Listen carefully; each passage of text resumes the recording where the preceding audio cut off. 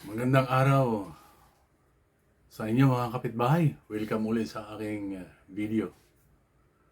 Yung atin pong tutunghayan ngayon, yung mga bagay na napaka-interesting sa ating pananatili dito sa Italia. No? Yung tinatawag na pensyon. Kasi maraming nagtatanong sa akin, kailan ba tayo pwedeng magkakapensyon? Dahil yun nga, pabago-bago kasi yung pag naglalagay ng taon sa pensyon. Ngayon, itong marahong ito, 2023, mayroon yung mayroong taon na talagang itinatalaga doon sa gusto magpensyon tulad ng 67 years na edad. Pwede ka nang magkaroon ng pensyon. Ngayon, kung problema naman ay kung halimbawa yung iyong hinuhulog ay nagkukulang, o itataas pa yung edad nila, edad para doon sa yung pension. Ngayon, may mga pension din na kahit na ikaw ay hindi makakuha ng pension na normale sa edad na 67, mayroon silang binibigay na parang pension na parang tulong. Dahil hindi ka pa nga makapag-apply ng pension na katulad ng sinasabi nila na bikyaya, yung pension age, at saka ng ancianity, ang ancianita naman, yung matured na hulog. At yun namang isang pension naman, pension ni sosyale, yun namang kahit na wala kang naihulog, basta may nakasampung taon ka rito na residensya sa Italia na walang putol, entitled ka doon sa pension sosyale. So, mayroon tayong isang napakagandang kaibigan na halos pareho naman kami ang nilalagay na content, kaya gusto ko magre-react na lang doon sa kanyang content tungkol doon sa pension, no? Humingi ako na ng permiso sa kanya. Sabi niya wala naman daw problema. Yun nga, magre-react tayo doon sa kanyang video tungkol doon sa pensyon. At yun nga, para matulungan tayo na maliwanagan tungkol doon sa mga bagay na kailangan nating importanteng maintindihan kung paano baga yung pensyon na yan. So, yun, pupuntahan natin yung kanyang video at panoorin natin. Tapos kapag huwag natin kalimutan naman na kapag ikaw ay nasihan, i-like mo, tapos i-thumbs up mo, tapos i-share mo. Kung halimbawa natuwa ka naman sa nilalaman, ay di i-subscribe mo na rin. Ay siya, pupuntahan natin. Kung first time mo na makabisita sa aking channel, Alora, welcome sa iyo. Salamat sa pagbisita mo. Kung ikaw naman ay dati na Solid Raga, salamat sa patuloy mong pagsuporta. Ikaw galing mag-aayos ng dokumento, gusto mo mag-apply ng bonus, kailangan mo ng information na maaaring makatulong sa iyo, ay siya, tamang-tama sa iyo ang channel na Are. Para na sa ganun ay makapag-integrate ka at makapag-adapt ka ng mas maayos din sa Italia. Ano lamang ang iyong dapat na gawin? Mag-subscribe ka na sa aking channel, i-hit mo na rin yung bell, piliin mo yung all, para na sa gayon ay wala kang mamimiss sa mga videos. Kung gusto mo rin akong tulungan, become a member. Kiklik mo lang ang yung join now. Dini naman sa aking Facebook page, sana ay ma-follow mo ko diyan, pwede mo rin ako diyang i-subscribe. Kung gusto mo rin raga na mayroon na tayong ilan ng mga kababayan na ilang taon na rin din sa Italia at nakapag-ipon na, nakapagpaaral na ng mga anak, nakapagpatayo na ng sariling bahay doon sa Pilipinas, meron ng mga pinagkakakitaan at ang iba pa nga ay nakapagtayo pa ng mga negosyo. Pero meron ding iba na pwede na namang umuwi sa atin doon sa Pilipinas kahit na may edad na ay nag-i-stay pa rin din sa Italia kasi naghihintay pa din daw sila na makapag-apply at makatanggap ng pensyon.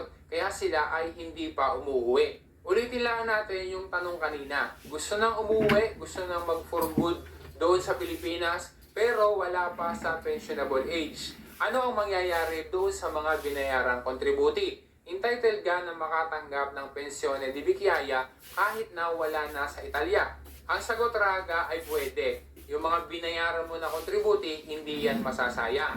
Ang prestazione pensionistica or yung pension benefit, yan ay pwedeng i-request, pwede yang applyan ng isang estranyero kahit na siya ay wala na sa Italia at siya ay bumalik na doon sa kanyang country of origin. Ang mga foreign citizens, parehas na EU at saka non-EU countries, meaning kasama tayo dyan mga Pilipino, kapag ka ikaw ay nagtrabaho din sa Italia, ikaw ay mayroong kontrato di lavoro na hindi stagionale at ikaw ay nagbayad ng kontributi, ikaw ay entitled din na makatanggap ng pensyon kagaya rin ng karapatan ng mga Italyani.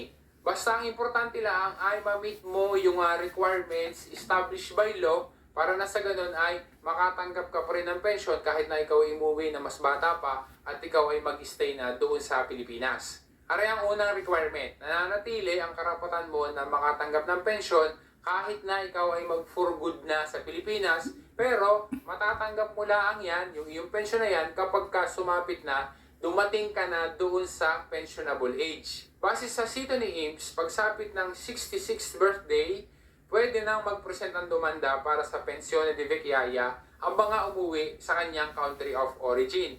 Kaya kahit na umuwi ka na sa Pilipinas, nang mas mababa sa edad na yan at hindi ka na bumalik sa Italia, makakatanggap ka pa din ng pensyon pero kailangan na hihintayin mo pa din ang pensionable age para makapag-apply ka niyan at makatanggap ka. Example, ikaw ay 60 years old pa lang o kaya naman ay ikaw ay 50 years old pa lang or ang edad mo ay mas mababa doon sa pensionable age, umuwi ka na sa Pilipinas at hindi ka na bumalik sa Italia, entitled ka sa pension pero pagdating mo pa ng 66 years old. Bago natin i-detalye yung tungkol naman sa required na contribution, shoutout muna at maraming salamat sa iyo, Raga Josie. Salamat doon sa regalo mo sa akin na super thanks. Ikaw din, Raga, baka gusto mo kong tulungan. Raga. Kailangan din na mayroon kang sapat na binayadan na contribution. Para ma-verify kung ilang taon ba na contribution ang kailangan para makatanggap ng pensyon, mahalaga na i-considera kung ano ga ang aplikable na sistema. Meron kasing dalawa eh. So, ang pagpipilian dyan na sistema ay kontributibo ga o retributibo. Kapag sinabing sistema kontributibo, yan ay aplikable para sa mga laboratory asunti or mga workers na na-hire after ng January 1, 1996. Sa case na yan, ang mga foreign workers, kasama tayong mga Pinoy, ay makakatanggap ng pensyon di vecchiaia at 66 years old kahit na less than 20 years of contributions laang. Yan ay aplikable lalaki man o babae man. Siyempre, may adjustment sa life expectancy. Ibig sabihin, kung naasunto ka sa laboro, dine sa Italia after ng January 1, 1996, kahit na mas mababa sa 20 years ang nabayadan mong kontributi, makakatanggap ka ng pensyon di vecchiaia pagsapit mo sa pensionable age. Kahit nasa Pilipinas ka na at hindi ka na bumalik sa Italia. Aring isa naman, sistema retributivo o misto. Applicable naman para sa mga laboratory or workers na nagsimula at na-hire prima or before ng 1996. Sa kategory na are, para matanggap ang pensyon di vecchiaia, dapat din na nasa pensionable age at dapat naman ay mayroong 20 years na nabayadang contribute. Ay siya, ay palagay ko naman maliwanag yung narinig natin na yung kung anong dapat nating isipin kapag tayo ay gusto ng magpensyon, So, yun, kapag halimbawa naman na medyo may kulang, ay mag-comment ka lang sa baba.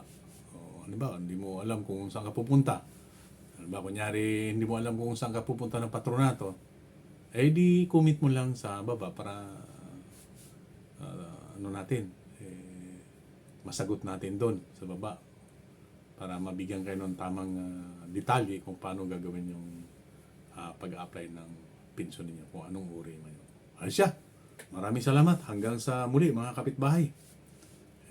At mapapagpalang araw sa inyong lahat kung saan man kayo naroon dito sa Italia at sa buong mundo. Okay, bye-bye.